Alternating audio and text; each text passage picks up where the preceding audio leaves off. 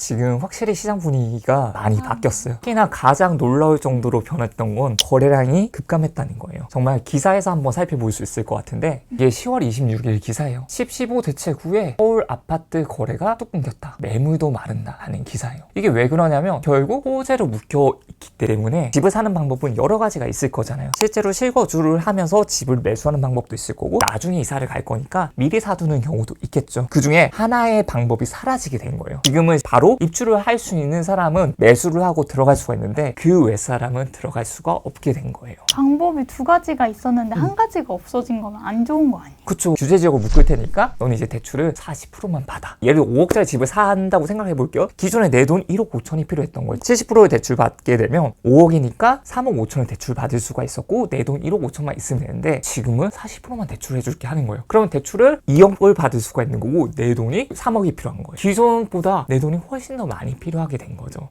사고 싶어도 사지 못하는 경우가 되는. 나는 진짜 집을 사고 싶어 하는 사람이 많은데 현실적으로 내가 집을 살 수 없는 사람들이 많아진 거죠. 그렇죠. 억제를 하는 거예요. 마음은 그대로 있는데 억지로 누르는 거니까 그렇죠. 언젠가 터지는 거 아니에요? 예전에도 이렇게 규제 지역이라든지 대출 규제로 해가지고 수를 억제한 적이 있었어요. 그때 얼마 정도 갔을 것 같으세요? 그래서 한 1, 2년은 가지 않았을까요? 진짜 강한 규제가 나왔어도 6, 7개월 정도 주춤했다가 막 응축돼가지고 한 방에 빵 터져버리는 거예요. 근데 그때 급등을 하게 되거든요. 지금도 그렇게 될 수 있을지 없을지는 몰라요. 왜냐면 규제가 이전보다 더 심한 규제가 나왔기 때문에. 근데 지금 뭐 급등을 한다? 하지 않는다. 언제 급등을 하냐? 하지 않느냐. 이건 모르는 거예요. 저희가 점쟁이가 아니니까 그쵸. 알 수는 없지만 근데 이게 중요한 거예요. 지금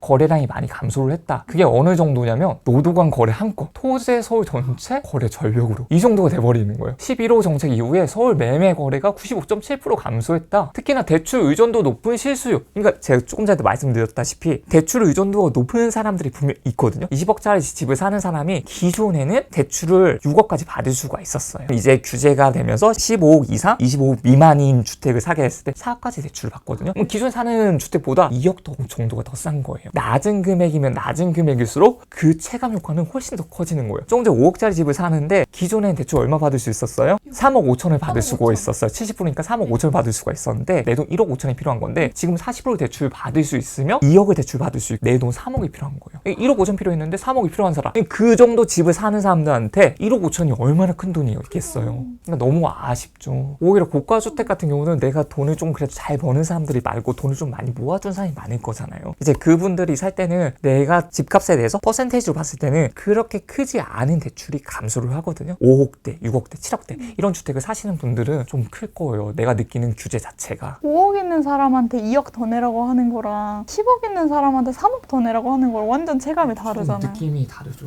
그래서 집 사기가 어려워진 거예요. 대출 의존도 높은 실수요 매매, 매수 심리 위축된다. 이게 이 말이에요. 특히 서울 노도각, 노원, 도봉, 강북구 지역에 매매 거래가 단 한 건에 그치면서 규제 지켰다는 맞은 것으로 나타났다. 이렇게 되잖아요. 원래 거기에 가려고 했던 사람들이 대출을 받으려고 보니까 생애최초는 70%까지 해주는데 나가 생애최초가 아니야. 그러면 40% 대출, 원래는 70% 받을 수 있어가지고 노도강 가려고 했었는데 40% 돼버리니까 내가 원하는 노도강도 갈 수가 없게 돼버린 거예요. 보시면 해당 지역 규제 전 열흘 동안 아파트 매매 거래 신고 건수가 533건이지만 규제 발효 후에 열흘간 거래량은 한 건에 불과했다 라고 되는 거죠. 강남 3구나 용산구에서도 거래가 분명히 줄었거든요. 그런데 실제 거래가 안 되는 건 아니거든요. 왜냐면 지금 레미안 원페를라라는 아파트가 있어요. 이제 입주를 할 아파트인데 여기가 최고가를 찍었어요. 언제? 25년 10월 29일 10월 이후잖아요. 토제까지도 다 끊기고 나서 거래가 진행된 거예요. 여기가 이제 37억 5천. 거래가 안 되는 게 아니라는 거예요. 거래는 되고 있습니다. 비규제 지역 같은 경우는 실수요자들도 있을 거고 투자를 할 수 있는 투자자 수요도 있을 거예요. 그런 지역들 안에서 수요가 많은 아파트들 있잖아요. 나름 대장 아파트라고 하는 아파트들은 가격이 많이 오르고 있어요.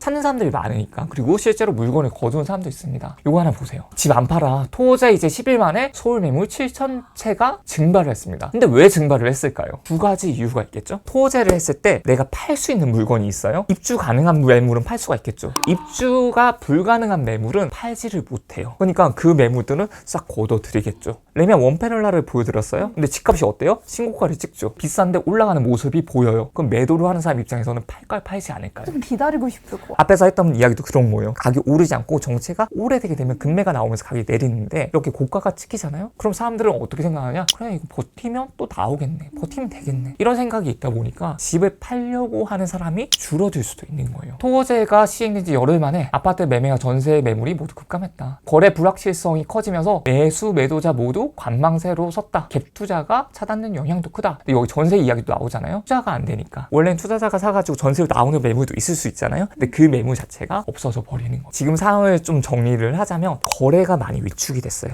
심리적으로도 많이 위축이 됐거든요. 규제가 지금은 잘 먹히고 있다라고 볼 수가 있고 가격이 내리려면 어떻게 해야 되냐면 매물량이 계속 늘어나야 돼요. 팔려고 하는 사람들 많은데 사려고 하는 사람은 없어져야 되거든요. 근데 지금은 매수도 조금씩 줄어들고 매도를 하는 사람도 매수도 물건이 줄어드는 거지 가격이 줄어드는 건 아니다 보니까 가격이 급하게 오르거나 급하게 내리거나 이런 현상을 보이고 있지는 않습니다. 나는 좋은 집을 가지고 싶어. 그럼 좋은 집을 가지려면 뭘 해야 돼요? 좋은 집 많아지면 되는 거죠. 내 선택지가 많아지고 그렇죠. 내가 살 수 있는 환경이 되면 더 좋을 것 그쵸. 같아요. 올해나 혹은 내년 상반기에 규제가 한 번 더 나올 확률도 있나요? 집값이 오르면 규제 지역이 있으면 살짝 외곽에 비규제 지역들이 있을 거잖아요. 그러면 만약 풍선 효과로 주변 지역들이 오르게 되면 또 그 지역은 규제 지역이 될 거예요.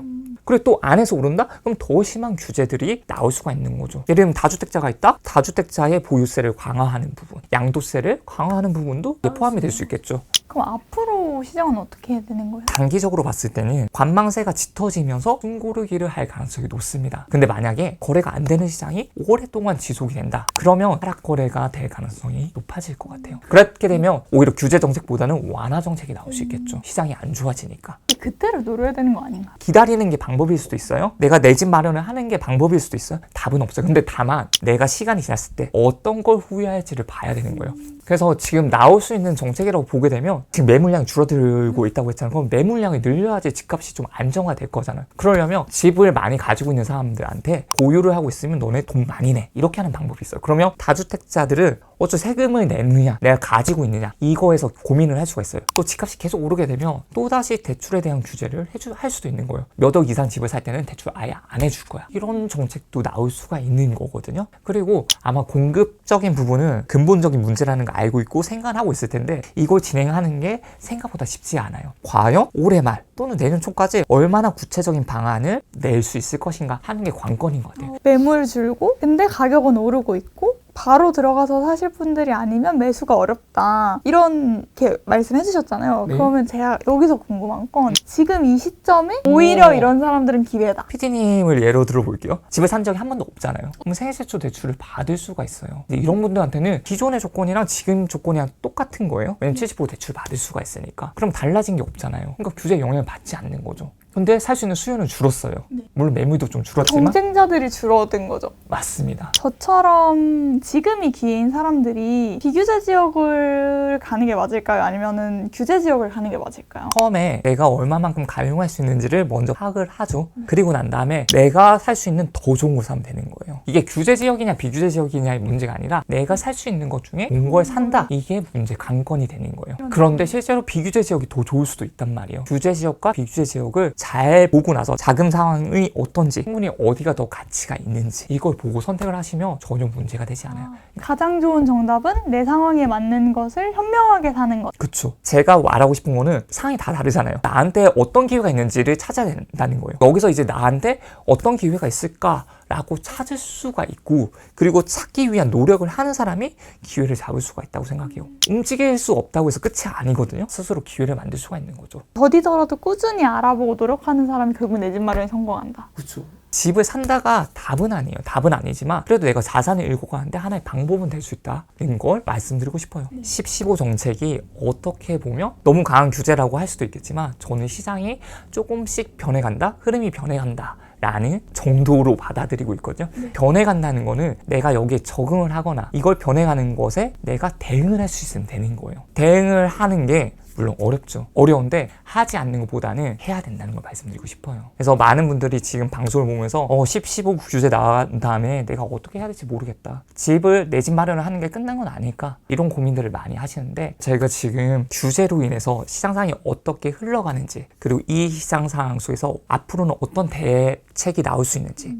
그리고 또 이런 대책들 속에서 내가 어떤 행동을 해야 되는지를 싹 정리를 했어요. 링크로 남겨둘게요. 혹시라도 내가 내 집 마련을 하거나 앞으로의 시장 상황이 궁금하신 분들은 링크에 접속하셔가지고 꼭 한번 보셨으면 좋겠습니다. 도움 많이 될 거예요. 아니면 지금 상황 속에서 좀 어떻게 해야 될지를 걱정하시는 분들이 있다면 댓글로 남겨주세요. 제가 답변을 좀 드릴 수 있도록 하겠습니다. 글 안에서도 질문을 남겨주시면 댓글을 달아드리도록 할게요. 너무 혼자서 고민하지 않으셨으면 좋겠어요.